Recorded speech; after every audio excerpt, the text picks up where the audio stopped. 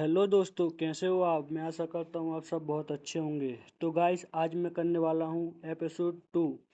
तो बिना ना देरी करते हुए अपन इस एपिसोड को सीधा स्टार्ट करते हैं, जहाँ पर हम एनेट तामा को देखते हैं जो कि उस कॉफिन को खींचकर सेंसे को अपने साथ लेकर जा रहे होते हैं। पर वो तामा काफी थक जाती है और अब वो सेंसे से कहने लगती है कि खुद ब खुद चलो। अब सेंसे कोई भी रिप्लाई नहीं दे रहा होता है, जो देखकर उसे लगता है कि सेंसे मर तो नहीं गया। तो एनेट अपनी पावर का यूज करती है और वो कहती है नहीं, सेंसे अभी आराम से सो रहा है और वैसे भी कैसल आने वाला है। हम वैसे थोड़ा देर और चलेंगे तो पहुंच जाएंगे। वहीं पर अब सेंसे को दिखाया जा रहा होता है जो कि अभी मन में सोच रहा होता है कि मैं सज्जन के साथ जैसे ही मिलूंगा मैं उसके साथ मर जाऊंगा। और अब जैसे सेंसे उस कॉफिन से बाहर आता है, वो देखता है कि वो लोग तो अब शहर में पहुंच चुके हैं। सेंसे अब अपने आसपास की चीजों को देखकर बिलीव करने लगता है कि ये सच में एक दूसरी दुनिया में है। इसके बाद वो लोग अब डिसाइड करते हैं कि वो लोग कैसल में सीधा किंग से जाकर मिलेंगे। अगले सीन में वो लोग किंग के पास आते हैं और किंग का नाम मियामी और उनकी बेटी यानी कि प्रिंसेस का नाम सारेले है। अब उन लोगों से कह रहे होते हैं कि तुम लोग इतनी लंबी जर्नी की वजह से काफी ज्यादा थक गए होंगे, ना तो आज रात तुम कैसल के हॉल में रुक जाओ। तब किंग कहते हैं कि लेकिन एक बात करते हैं, मुझे अपने एडवेंचर की कहानी सुनने में काफ़ी मज़ा आता है। अब सेंसे से कहने लगते हैं कि क्या तुम अपनी जर्नी की मेमोरी में साथ शेयर करना चाहोगे। ये सुनकर सेंसे कहता है कि अगर ऐसी बात है तो क्या मैं सिखाऊं कि आखिर कॉफिन में सोना कितना मज़ा आता है। यह सुन के किंग डर जाते हैं और वो सोचते हैं कि क्या ये मुझे धमका रहा है। किंग का ध्यान भटकाने के लिए अब सेंसे किंग से कहने लगते हैं कि आपकी बेटी काफी ज्यादा खूबसूरत है, जिस पर किंग भी कहते हैं हाँ, प्रिंसेस की काफी जल्द शादी होने वाली है। वैसे तुम लोग यहाँ पर हो तो मैं तुम लोगों से एक एडवाइस लेना चाहूँगा। ऐसा बोलने के बाद किंग वहाँ पर दो पर्सन को बुलाते हैं। एक में से एक का नाम गोमुल होता है जो कि एक ब्रिलियंट वॉरियर है, उसे दूसरे बंदे का नाम कॉरन है जो कि ब्रिलियंट मिस्टर ऑफ लव है। किंग अब कहने लगते हैं कि डीमन लॉर्ड की एक्टिविटी की वजह से जो मॉन्स्टर्स हैं उनकी एक्टिविटी और ज़्यादा ही बढ़ चुकी है, और अब जो मैं हूँ वो काफ़ी ज़्यादा बुरा हो चुका हूँ। मैं इन सारी प्रॉब्लम के ऊपर ध्यान नहीं दे सकता हूँ, तो इसलिए मैंने डिसाइड किया है कि इन दोनों में से कोई सारे का हस्बैंड बनेगा और वही अगला किंग भी बनेगा। पर दिक्कत यह है कि सारे ने अभी तक फैसला नहीं किया है कि वो हस्बैंड किसको बनाएगी। इसलिए एडवेंचर्स में तुम लोगों से तुम्हारी एडवाइस पूछना चाहूंगा कि गोमुद द फाइटर या फिर औस द लवर, इनमें से कौन किंग बनने के लायक है। वो दोनों मेरी बेटी के लिए सबसे परफेक्ट हस्बैंड कौन रहेगा। ये सुनकर सेंसे उसे कहता है कि मुझे कैसे पता होगा, तुम्हारी बेटी का फ्यूचर इन क्रिएटर सोच के ऊपर डिपेंड है। तो मुझे नहीं लगता कि ऐसे क्वेश्चन का तुम्हें ऐसे अरे गहरे एडवेंचर से पूछना चाहिए। तुम बेकार किंग हो, तुम तो किंग बनने के लायक भी नहीं हो। ये सुनकर अब किंग काफी ज्यादा शॉक हो जाते हैं। वहीं पर अब सेंसे कहने लगता है कि इस दुनिया में जीने का मेरा कोई भी हक नहीं है और ना ही मैं इस दुनिया में जीना के लायक हूँ, इसलिए मैं तो कोई भी अपने ओपिनियंस नहीं दूंगा। ऐसा बोलने के बाद सेंसे अब वहां से जाने लगता है। वहीं पर अब वो दोनों लड़कियां किंग से कहने लगती हैं कि सेंसे को माफ कर दो, वो दूसरी दुनिया से आया है तो उसे कुछ भी नहीं पता। तो किंग अब कहते हैं कोई बात नहीं, वो दूसरी दुनिया से आया है, कुछ भी नहीं कर सकते हैं, मैंने तुम लोगों को माफ कर दिया। वहीं पर अब प्रिंसेस को दिखाया जाता है जो कि अब सेंसे को वहां से जाता हुआ देख रही होती है। और अब अगले सीन में हम लोग देखते हैं रात हो जाती है, जहां पर सेंसे तो अब सो ही नहीं पा रहा होता है। तभी एनेट भी उठ जाती है और अब वो सेंसे से कहती है कि क्या तुम सो नहीं पा रहे हो। जिस पर सेंसे कहता है कि मैं कभी जिंदगी में आराम से सो ही नहीं पाया। ये सुनने के बाद एनेट अब थोड़ी सी हिम्मत करके उठती है और अब वो सेंसे से पूछती है कि ये सज्जन कौन है। तभी अचानक से एनेट को उसी तामा की पूंछ दिखाई देती है और अब वो चादर उठाकर देखती है और देखती है कि वो तामा तो सेंसे के पैरों पर सो रही थी, जो देखकर वो गुस्सा हो जाती है। और वो उसके पेट में तकिया मार देती है और कहती है कि तुम्हें शर्म नहीं आती कि इस तरीके से यहाँ सोते हुए। तो वो तामा अब उसे कहने लगती है कि मुझे ठंड लग रही थी तो मैं यहाँ पर सो गई। हम लोग अब देखते हैं कि वो दोनों इसी तरीके से लड़ाई कर रहे होते हैं। इसी मौके का फायदा उठाकर सेंसे अब वहाँ से बाहर चला जाता है।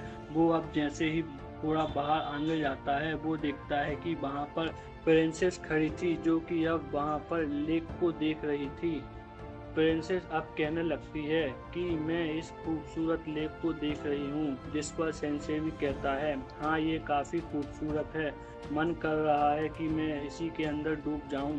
ये सुनकर प्रिंसेस डर जाती है और कहती है क्या तुम इतनी परेशानी में हो, क्या तुम अपने आप को ही मारना चाहते हो। तो सेंसे कहता है कि मेरे से ज्यादा तो तुम परेशान लग रही हो। ये सुनकर प्रिंसेस थोड़ी चुप हो जाती है और वो कहती है कि मैं गोमोज और कॉरोन के बीच में से किसी को भी चुन नहीं पा रही हूँ। मिस्टर गोमोज को इस कैंसल काफी ज्यादा डिपेंडेंट भी है, मेरे पापा को भी उसकी ताकत में पूरा भरोसा है, तो इसलिए शायद मुझे उसे चुनना चाहिए। पर कॉरोन वो मेरा बचपन का दोस्त है, जब भी मैं उदास होती हूँ तो वो मेरे लिए गाने लिखता है और आकर उन्हें गाता है मेरे लिए। मुझे अब क्या करना चाहिए।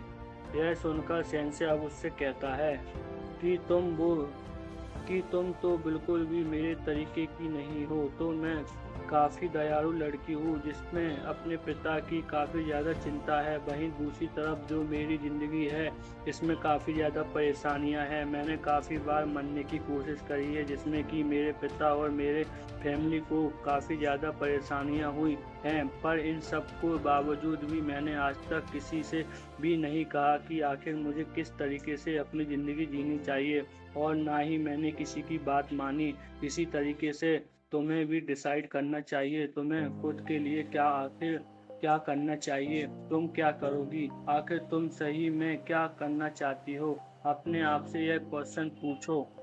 ऐसा बोलकर सेंसे वहां से चला जाता है।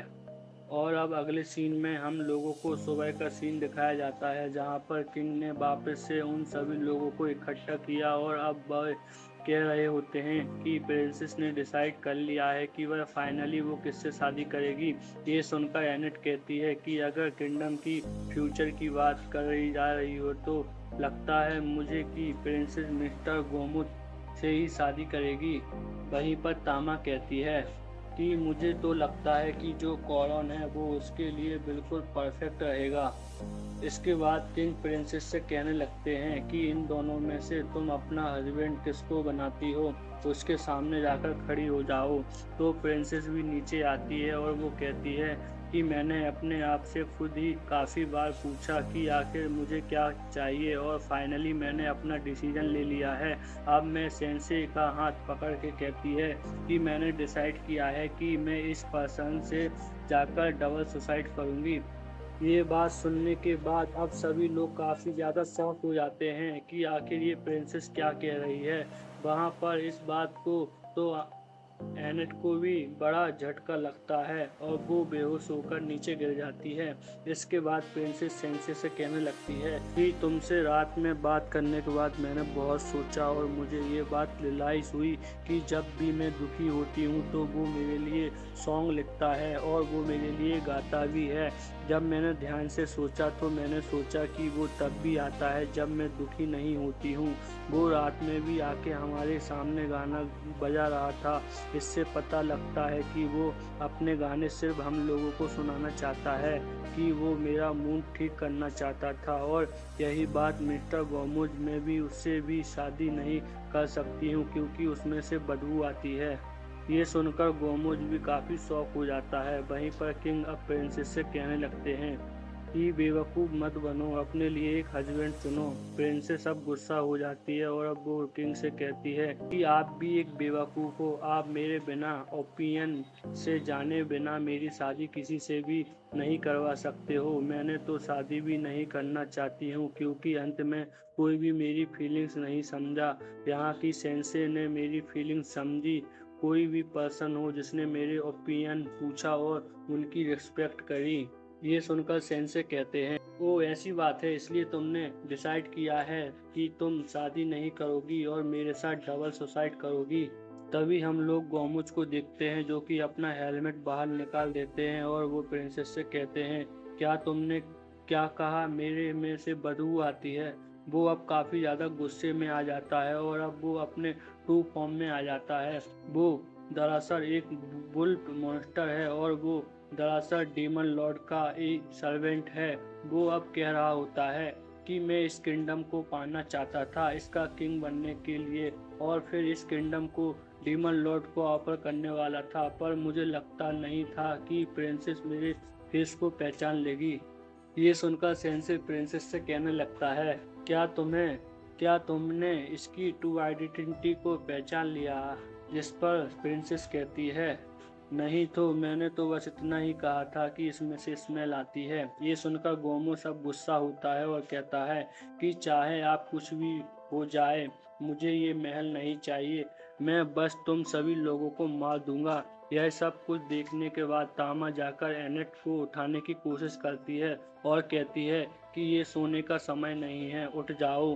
तभी हम लोग देखते हैं कि गोमोज को रोकने के लिए वहां पर काफी सारे सोल्जर आ जाते हैं, पर गोमोज उन सभी को काफी आराम से हरा देता है और वो कुछ पत्थर को भी टक्कर मारता है। वो पत्थर उड़कर एनेट को लगने ही वाला होता है, लेकिन वो तामा जाकर जल्दी से एनेट को बचा लेती है। वो तामा अब गुस्से में भी आ जाती है और अब वो गोमोज को जाकर सीधा लात मारती है और कहती है, जरा ध्यान से देखो, ठीक है, अगर तुम्हें खेलना है तो मैं तुम्हारे साथ खेलूंगा। ऐसा बोलने के बाद अब वो गोमो से लड़ने के लिए तैयार हो जाती है। ये देखने के बाद वो कौरन तामा से कहता है कि ऐसा बात है तो मैं तुम्हारे लिए गाना गाऊंगा।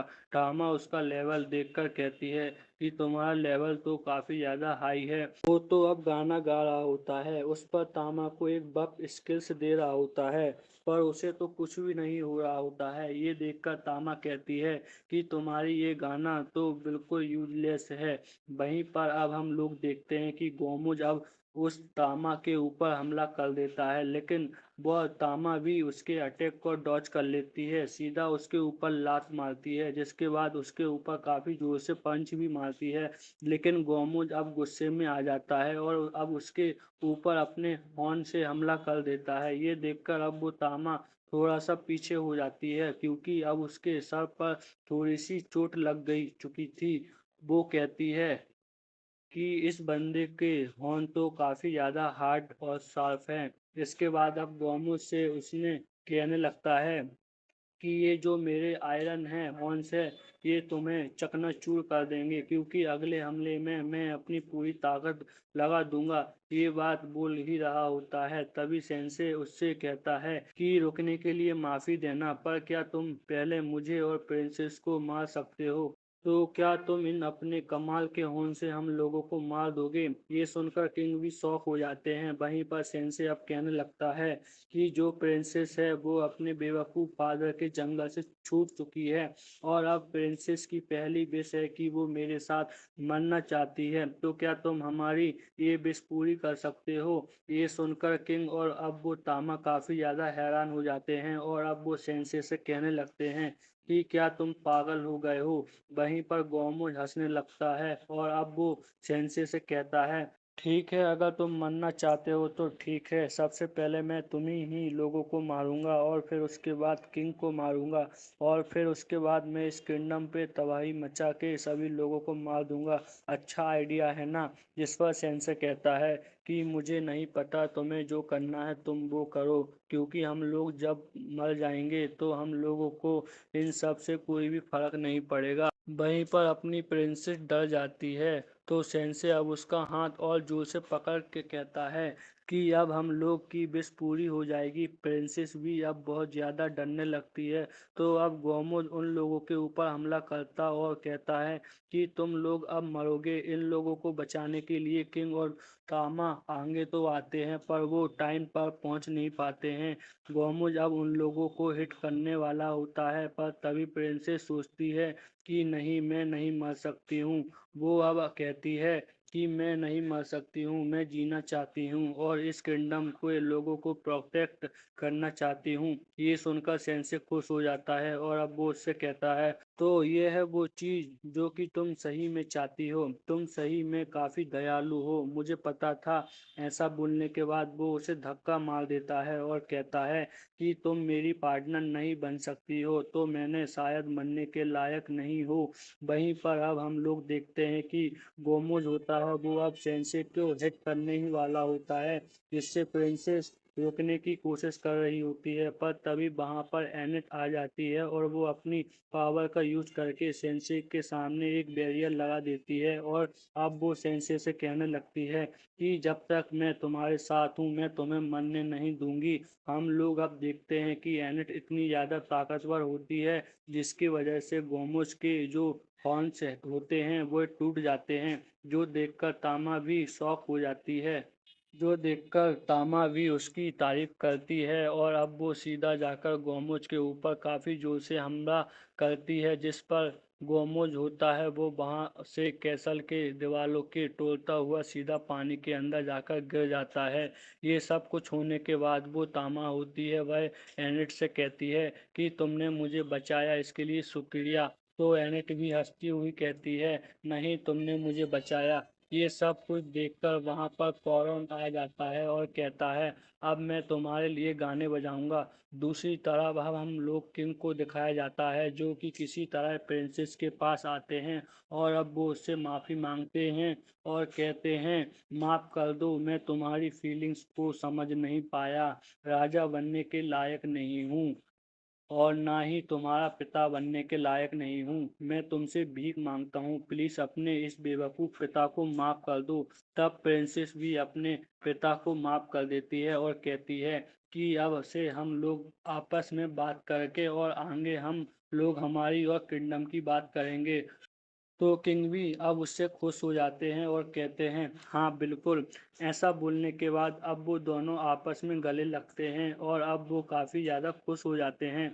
और वहीं पर अब सेंसे हैं तो थोड़ा सा दुखी हो जाता है कि वो तो मरने में फिर से फेल हो गया। और अब अगले सीन में हम लोग एक बंदे को देखते हैं जो कि अब आकर रिपोर्ट देता है कि साउथ गेट पर मॉन्स्टर्स दिखे हैं।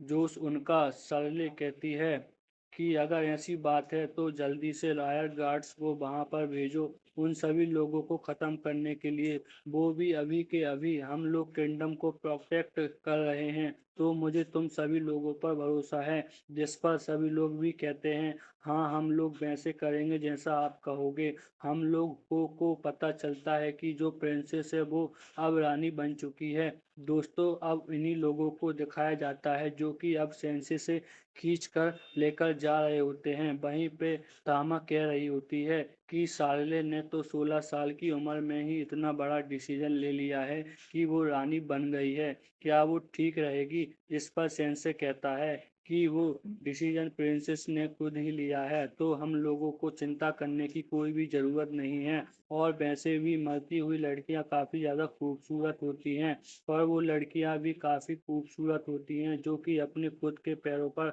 खड़ी होती हैं। ये सुनकर तामा गुस्सा आती है और कहती है कि तुम अपने खुद के पैरों पर कब खड़े होंगे। तो दोस्तों ये एपिसोड हो जाता है इधर से खत्म। तो मैं मिलता हूँ आपके लिए नेक्स्ट वीडियो में। तो मैं आज के इस वीडियो के लाइक टारगेट रखता हूँ 10। आप 10 लाइक कर दीजिए, मैं बहुत खुश हो जाऊंगा। ओके, मिलते हैं नेक्स्ट वीडियो में, तब तक के लिए बाय बाय।